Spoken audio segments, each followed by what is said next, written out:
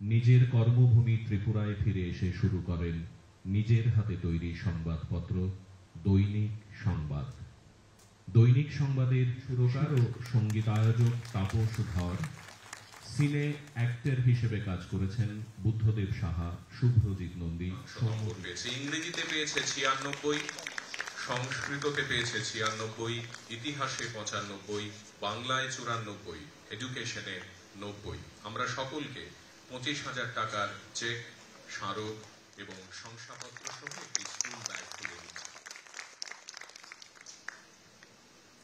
শিলা এই অনুষ্ঠান মঞ্চে দু এক কথা বলতে চেয়েছে, আমরা তাকে অনুরোধ করব।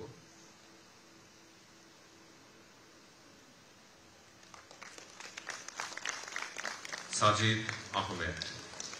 এরপরেই মঞ্চে আসবে জয়জিৎ দাস। আমি জয়জিৎকে মঞ্চে আসার জন্য অনুরোধ করব।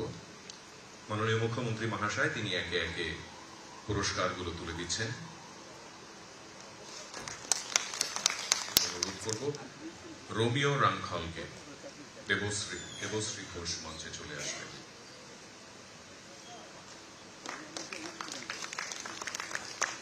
কৈলাসহর ভগিনী নিবেদিতা গার্লস হায়ার সেকেন্ডারি স্কুলের ছাত্রী দেবশ্রী বছর কেন্দ্রীয় মধ্যশিক্ষা পর্ষদ পরিচালিত মাধ্যমিক পরীক্ষায় 71% নম্বর নিয়ে পাশ করেছেন। দেবশ্রীর এই সাফল্যের গল্পটা আর 5 জনের মতো নয়, একটু অন্যরকম। দেবশ্রীর মা যখন চাকুরা মধ্যশিক্ষা পর্ষদ পরিচালিত মাধ্যমিক পরীক্ষায় দুর্দান্ত নম্বর পেয়েছে। রোমিওর একাধিক শারীরিক প্রতিবন্ধকতা, হাতে লিখতে পারে না ভালো করে, পা দিয়ে লিখে এবছর মাধ্যমিক পাশ করেছে।